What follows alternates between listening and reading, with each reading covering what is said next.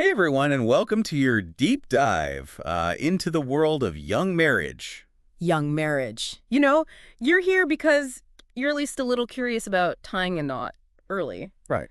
Maybe it's something you're considering for yourself, or maybe you're just fascinated by the topic. Yeah, either way, get ready for some pretty surprising statistics and stories that might just change how you view this whole young love thing.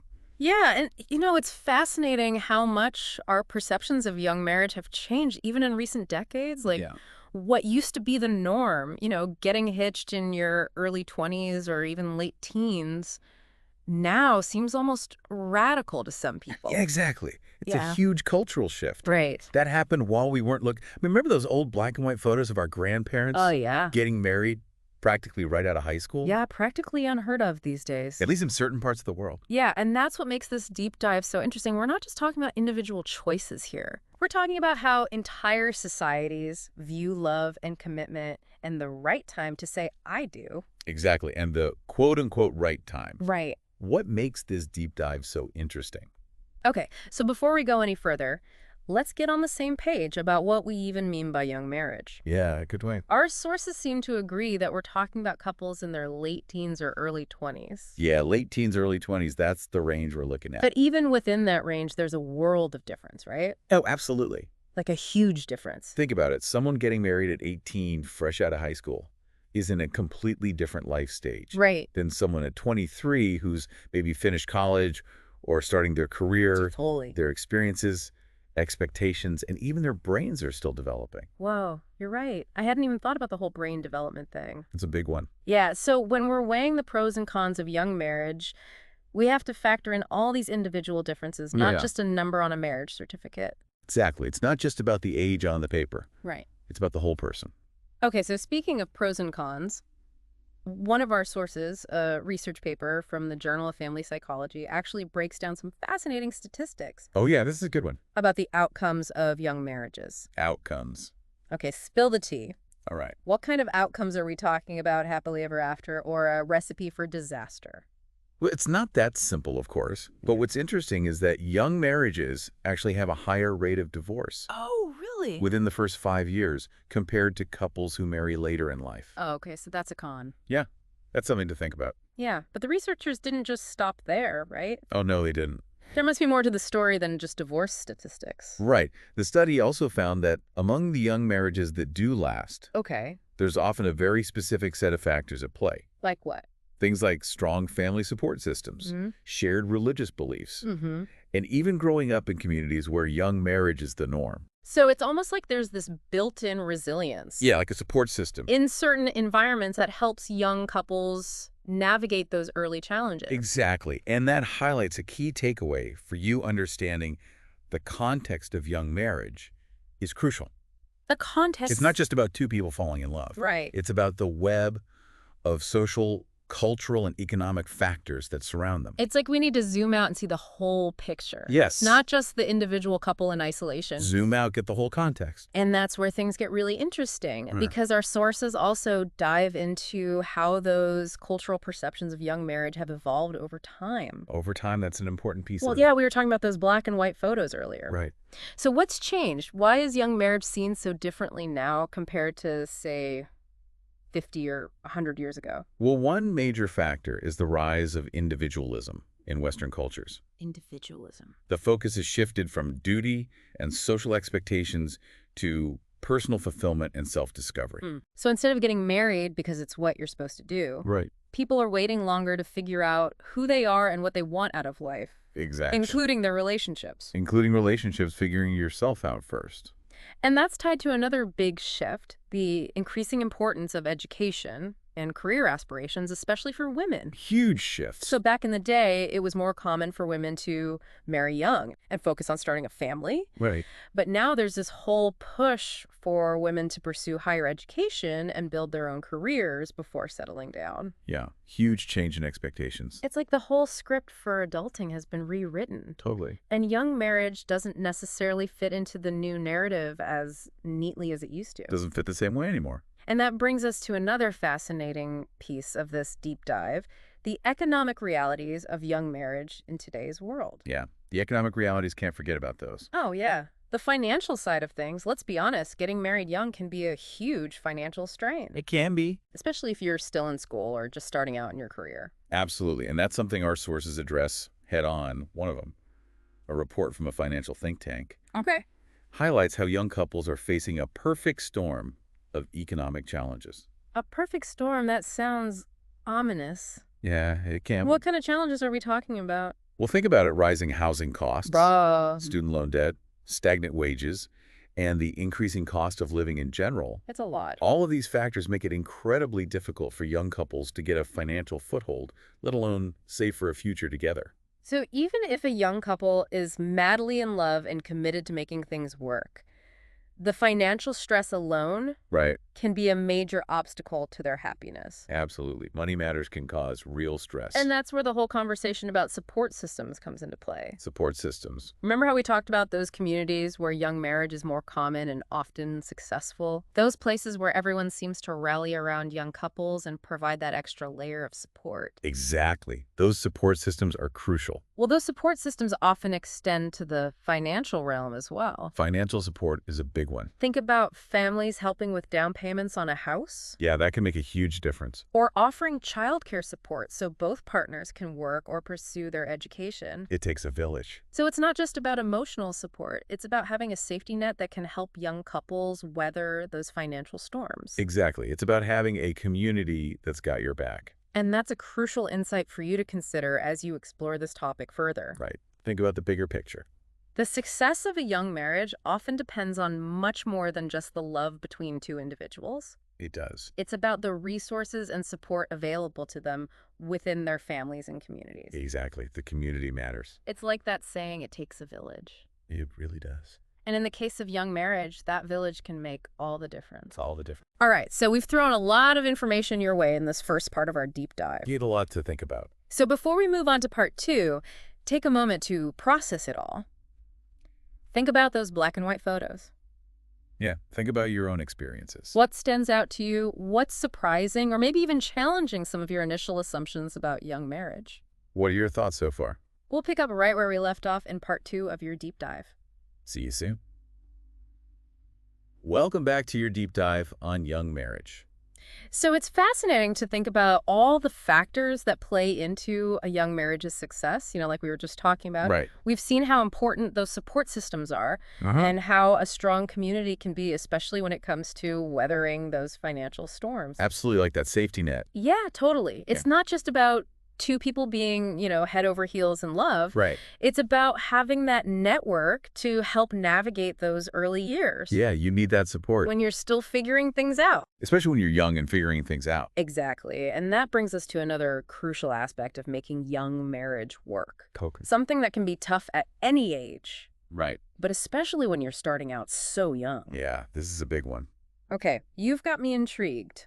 What is this secret ingredient Right. that can make or break a young marriage? Well, it's communication. Communication. And I know you might be thinking, duh, everyone says communication is key. Right. But hear me out. Yeah. Because our sources actually dive into specific communication strategies that are particularly relevant for young couples. All right, I'm all ears. Give me the good stuff. What kind of communication techniques are we talking about? So one source, a book by a renowned couples therapist, talks about the importance of active listening. Active listening. And it's not just about hearing the words your partner's saying. It's about truly understanding their perspective, even if you don't agree with it. So it's about putting yourself in your partner's shoes, even if those shoes feel a little uncomfortable at times. Exactly. It's about empathy. Right. And that can be especially challenging for young couples who might still be developing their own sense of self Right. and figuring out their place in the world. It's easy to get caught up in your own needs and desires. Yeah. But a strong marriage requires you to step outside of yourself and truly connect with your partner on an emotional level. It's almost like you're building a bridge Yeah, between two different worlds, each with its own unique landscape and perspective. that's a great analogy, building that bridge of understanding. And building that bridge requires more than just listening. Right. It also requires expressing your own needs and feelings Yes. clearly and respectfully. That's key, being respectful, even when it's hard.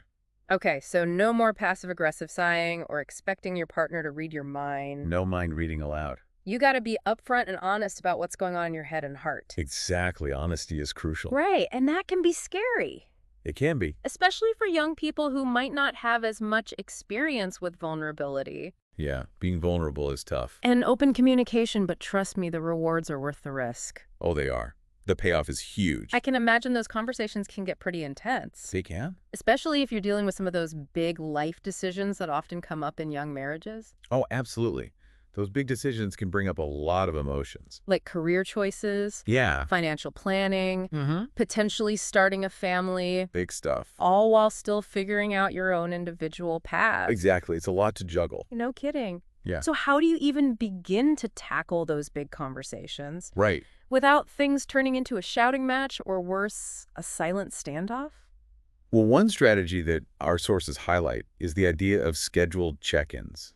Scheduled check-ins. Instead of waiting for things to boil over, Uh-huh. make it a habit to have regular dedicated time to talk about those important issues Okay. in a calm and structured way. So it's like having a relationship board meeting, Kind of. but hopefully with fewer PowerPoint presentations Definitely fewer PowerPoints. and more heartfelt conversations. More heart to heart. And these check-ins don't have to be super formal or intimidating. No, keep it casual. It could be as simple as setting aside an hour every Sunday evening Yeah, Sunday evenings are good. to connect, share updates, and talk through any challenges you're facing as a couple. Exactly. A chance to reconnect and check in. That makes a lot of sense. It's like proactively tending to your relationship garden Yeah. instead of waiting for the weeds to take over. So get ahead of the weeds. And here's another tip from the couples therapist's book. Oh, yes, this is a good one. Use I statements instead of you statements Classic. when discussing sensitive topics. Such a helpful technique. So instead of saying you never listen to me, Right. you'd say I feel unheard when. Exactly. It shifts the focus from blame to your own feelings. Yeah.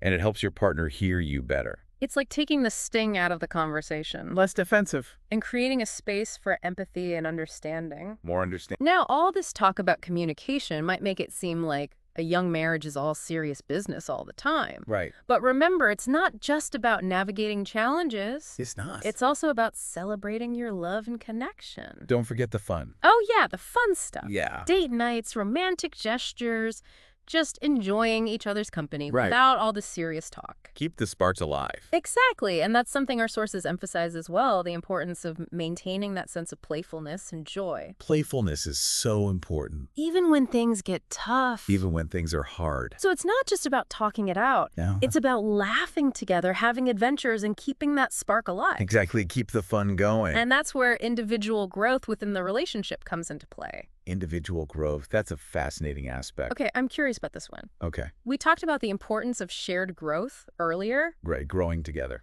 but how does individual growth fit into the picture of a strong young marriage?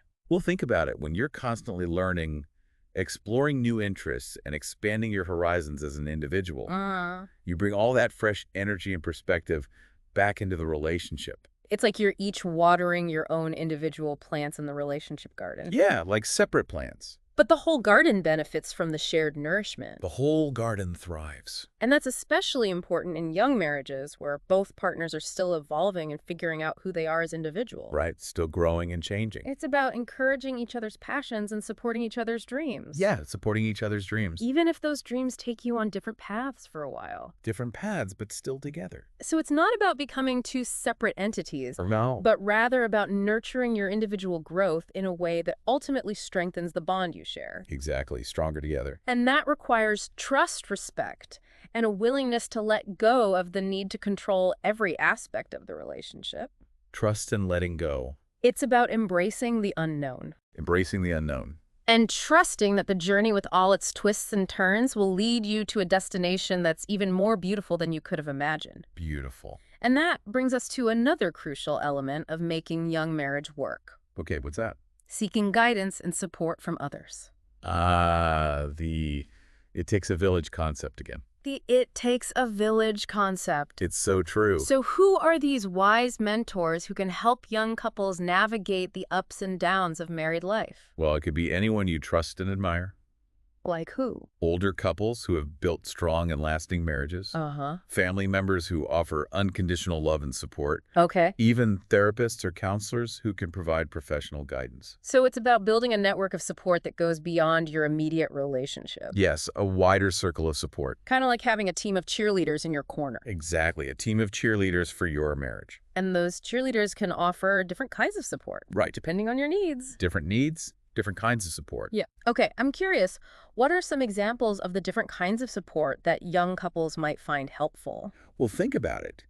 You might need practical advice on managing finances, Yeah, finances are tough. tips on navigating conflict, Uh-huh. Conflict is inevitable. or even just a listening ear when you're feeling overwhelmed. Right, just someone to talk to. And sometimes just knowing that you're not alone in your struggles can make all the difference. It's like having a map and a compass when you're venturing into uncharted territory. Exactly, a guide for the journey. And that's where those mentors and role models can be invaluable. They've already navigated the terrain, They've been there. so they can offer insights and guidance to help you avoid those pitfalls. Right, avoid the And pitfalls. stay on course. Stay on track. It's almost like having a cheat sheet for life, Kind of. but with the added bonus of personalized support and encouragement. Personalized support, that's key. And you know what? Finding those mentors doesn't have to be a formal process. No, it can be informal.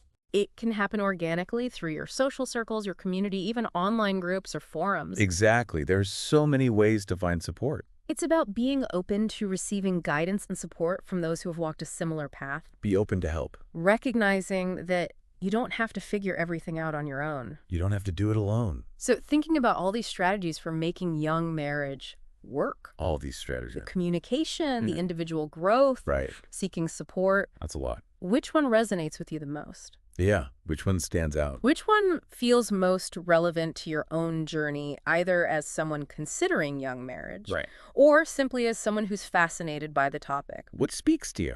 Take a moment to reflect on those strategies, and we'll be back in a flash for the grand finale of your deep dive, where we'll explore the ultimate question: what truly makes a marriage thrive regardless of age. Stay tuned. We're back for the final part of your deep dive into young marriage. The grand finale. We've covered a lot of ground, from those eye-opening statistics to, real-world strategies for making it work. Real world strategies. Those are key. Right. But now let's zoom out and tackle the ultimate question. Okay. What makes a marriage thrive, regardless of whether you tie the knot at 20 or 30 or even 50? The big question. Yeah, it's a question that has fascinated, philosophers, poets, and researchers for centuries. For centuries. And while there's no one-size-fits-all answer, Right. Every marriage is unique. our sources do offer some valuable insights into the ingredients The ingredients. of a truly fulfilling and lasting marriage. The recipe for success. Okay, I'm ready for those insights. What's the secret sauce Yeah. that keeps the flame burning bright for years, even decades? Well, one of our sources, a long-term study on couples who've been married for 50 years or more, Wow, 50 years. found that a key factor was the ability to adapt and grow together. So it's not just about finding someone who completes you Right. at a fixed point in time. No, it's not a static thing. It's about finding someone who's willing to evolve with you as you both go through life's inevitable changes. Exactly. It's about growing together. Think about it. Your interests, your priorities, your dreams, All of that changes over time. all of these things can shift over time. Yeah, you're not the same person at 50 that you were at 20. And a successful marriage requires you to embrace those changes, Embrace change. so both in yourself and in your partner, and to find ways to support each other's growth. Support each other's growth. That's crucial. It's almost like you're two trees growing side by side, Two trees. each reaching for the sun in its own unique way, but their roots are intertwined, Intertwined root. providing strength and stability through every season. That's a beautiful image. And, another common thread among those long-lasting marriages What's that? was the ability to navigate conflict constructively. Conflict. That's a tough one. Because, let's face it, disagreements are inevitable in any relationship, They are. no matter how much you love each other. You're not going to agree on everything all the time. Right, you can't expect to agree on everything all the time, so what's the secret Right. to fighting fair and actually strengthening your bond through those disagreements? So the couples in the study emphasize the importance of listening with empathy, Empathy. even when it's hard. Yeah, that can be tough. It's about trying to understand your partner's perspective. understand their perspective. even if you don't agree with it, and finding ways to compromise and move forward together. So it's not about winning the argument. No, not about winning. It's about finding a solution that works for both of you. a win-win. Kind of like a dance where you're figuring out the steps together, A dance. even if you stumble a bit along the way. A few missteps along the way. And another crucial element they highlighted What's that? was the importance of forgiveness. Forgiveness. That's huge. Because let's be real, we all make mistakes in relationships. We do. We're human. We say things we don't mean, we act impulsively, we hurt each other's feelings. This happens. Right, we're human after all. So how do you move past those hurts? Right. And rebuild trust after a major conflict. Well, the couples in the study talked about the importance of taking responsibility for their actions, Taking responsibility. expressing genuine remorse, and making a conscious effort to learn from their mistakes. Learn from mistakes. And they emphasized that forgiveness is a process, Trust. not a one-time event. Right. It takes time. It does. And patience and a willingness to let go of resentment. Letting go is hard but necessary. It's about recognizing that we're all works in progress. We are all works in progress. And even the strongest relationships require ongoing effort and a commitment to growth. Ongoing effort, commitment to growth, those are key. And you know, one of the most surprising findings in the study Okay, what was that? was the importance of shared rituals and traditions. Rituals and traditions, I love that. Oh, I love this one. Me too. I'm all about those little things that make a relationship unique and special. Those little things matter. Well, the couples in the study talked about everything from their Sunday morning coffee routine. Sunday morning coffee. To their annual family vacation. That's a good one. To their silly inside jokes that only they understood. Inside jokes, those are the best. And they said that these shared experiences, both big and small, Right, both big and small. created a sense of connection and continuity Connection and continuity. That's what it's all about. that helped them weather life's ups and downs together. Weathering the storms together. It's like weaving a tapestry of memories A tapestry of memories. I love that. that becomes richer and more intricate over time. More intricate over time. Each thread representing a shared experience, a moment of laughter, a challenge overcome together. Each thread a shared moment. And speaking of weaving, I think you've masterfully woven together all the threads of this deep dive into young marriage. We've covered a lot of ground. We've explored the societal shifts, the statistical realities, the communication strategies, So much information. the role of individual growth and support systems, and finally, the ingredients of lasting love regardless of age. The ingredients of lasting love. It's been quite a journey. It has. And before we say goodbye, I want to leave you with one final thought. We've talked a lot about external factors. External factors, those are important. But ultimately, the success of any marriage hinges on the choices we make, Choices. the effort we put in, and the love we cultivate, day after day, year after year. Day after day, year after year. So as you go forth on your own journey of love and commitment, remember that you have the power to shape your own happily ever after. You have the power. And who knows, maybe your story will be the one inspiring the next deep dive. Until then, happy exploring. Happy exploring.